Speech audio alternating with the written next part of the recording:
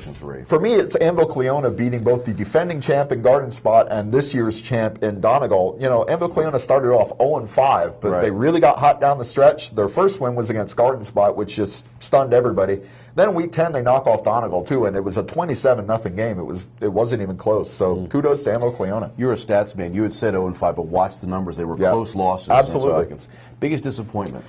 For me, it's Pequea Valley. They had their much ballyhooed drive for 5. They made a big deal out of it in the preseason. They won it 5 wins, and they started off really well. They 3-0.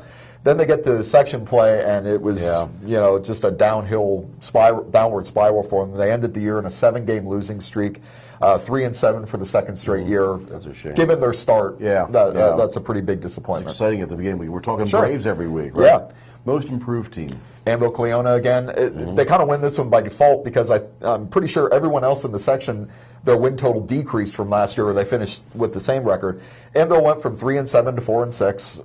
You know, not too eye-popping of a number, but as I mentioned, they had a couple big wins down the stretch, and they're a playoff team, so kudos to them. Yeah. Your MVP? Cameron Strauss from Elko is my MVP for Section 3. The Raiders only went 4-6 this year, but they were in a lot of games, and it's hard to see how they do that without him. He's a good player on both sides of the ball, definitely one of the league's most exciting players, certainly the most exciting player in Section 3. So, Cameron Strauss. 4-6, but you look at his stats, they're very impressive. Coach of the Year, who are you going with? It's Terry Lehman from Anvil-Cleona. This was a very Anvil-Cleona-centric award section, but, they started off 0-5, but he kept them together, kept them from getting frustrated, and they were rewarded in the second half. I mentioned the big wins they had, but they're going to districts.